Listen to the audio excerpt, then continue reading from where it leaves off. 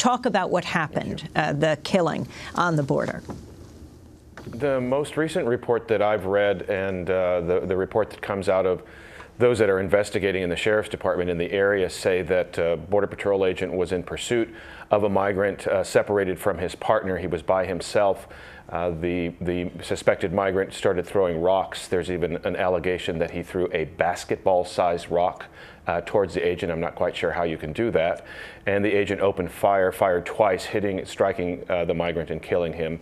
And this seems to be a pattern. Obviously, the migrant's not going to be able to speak up for himself as to what happened, but agents are allowed to use deadly force when being confronted with rock throwing, and that seems to be what happened here. And how is the Border Patrol justifying its rejection of a recommendation of its own Inspector General on its policies for shootings of unarmed migrants? If you take a look at the recommendations, they're actually quite sane. PERF, which is the think tank, the Police Executive Research Forum, it's a group of law enforcement officers, professionals who recommended to U.S. Border Patrol agents not necessarily to take away any sort of use of force when confronted with rock throwers, but to tamp it down, to de-escalate the situation, to move from the area, to actually physically move from the region where rocks are being thrown, or to take cover, or to use non-lethal force. Those were the recommendations by PERF, and Border Patrol decided to deny all of those. They would like to still be able to use deadly force. They claim in the past 10 years there have been about 6,000 confrontations with rock throwers, but there never has been an agent killed by rock throwers. So the use of deadly force seems a bit excessive if agents themselves have never been killed by rocks.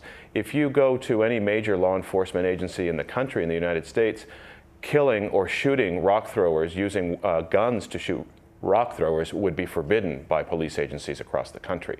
So it's interesting that Border Patrol claim that it's a necessity for them. You know, it's interesting also that this is taking place against the backdrop of the Tres Amigos summit in Mexico with Canadian, Mexican, and American leaders.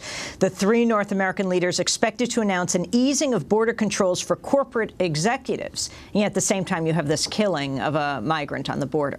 John Carlos. Yeah, it's interesting also, too, the circumstances under which these happen.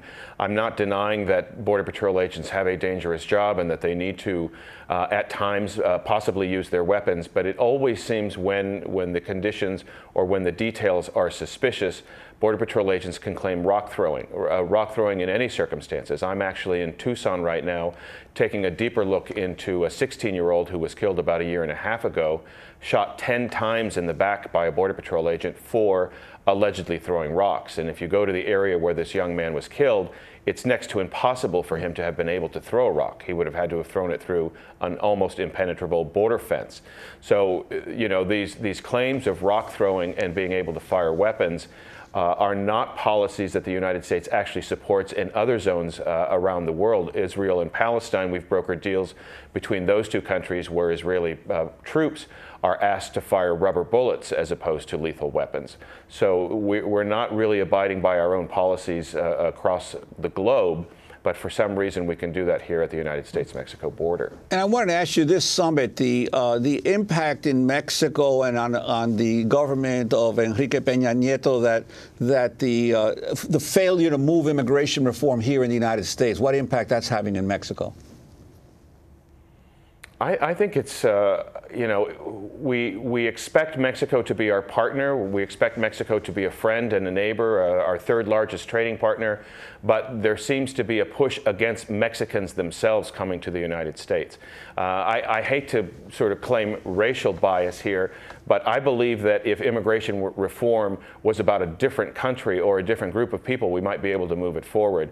There really is sort of a bias against Spanish-speaking or brown people coming to the United States. There seems to be a xenophobia or a perceived threat that these people are going to be taking over with their culture, with their language. So especially along the Southwest is where I see it the most. We have a fortified, militarized zone here where we have drones flying over. We have 700 to 800 miles of border fence. We have a military-style equipment and footing where we're actually now shooting people actually in Mexico, shooting across the border.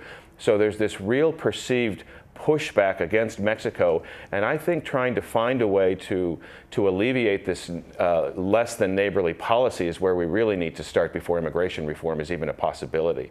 If Mexico is considered criminal, it's going to be really difficult for Congress to even grant any sort of legal status.